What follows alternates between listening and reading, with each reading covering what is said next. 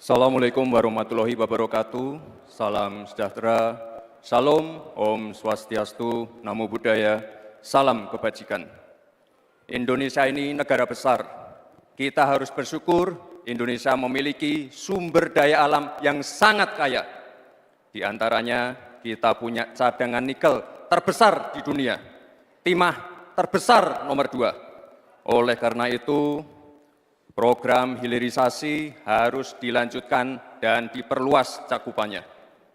Tidak hanya hilirisasi tambang saja, tapi juga hilirisasi pertanian, sektor maritim, dan juga hilirisasi digital.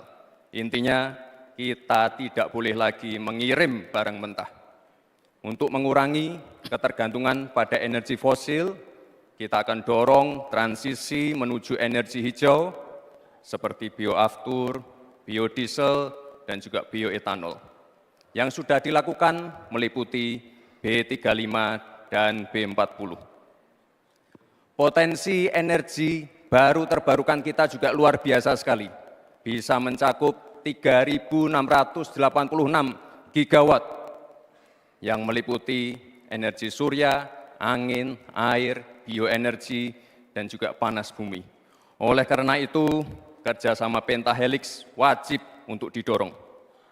Bapak Ibu yang saya hormati, teman-teman sesama anak muda, jika agenda hilirisasi, pemerataan pembangunan, transisi menuju energi hijau, ekonomi kreatif, UMKM bisa kita kawal, insya Allah akan terbuka 19 juta lapangan pekerjaan untuk generasi muda dan kaum perempuan.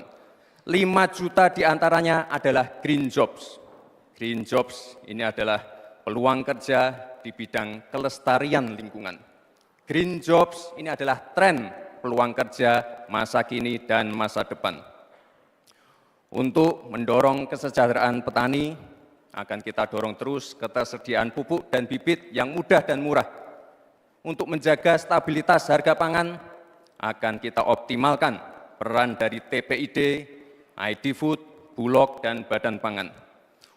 Untuk meningkatkan produktivitas para petani, akan kita dorong terus mekanisasi. Generasi muda akan kita dorong melalui smart farming. Agenda reforma agraria akan kita lanjutkan juga terkait kepemilikan tanah dan juga pemanfaatan tanah yang lebih berkeadilan. Program PTSL, redistribusi tanah, dan One Map Policy akan dilanjutkan. Anggaran dana desa sudah terbukti menurunkan angka desa tertinggal dan meningkatkan angka desa berkembang dan mandiri. Oleh karena itu, anggaran dana desa akan ditingkatkan sesuai dengan kekuatan fiskal di dalam negeri. RUU Masyarakat Hukum Adat akan didorong agar lebih berkeadilan. Karena sesuai dengan prinsip Sustainable Development Goals, yaitu Leave No One Behind. Narasi besarnya di sini adalah keberlanjutan dan penyempurnaan. Terima kasih. Wassalamualaikum warahmatullahi wabarakatuh. Baik. Masih ada waktu Bapak? Masih ada waktu. Mau dimanfaatkan atau tidak?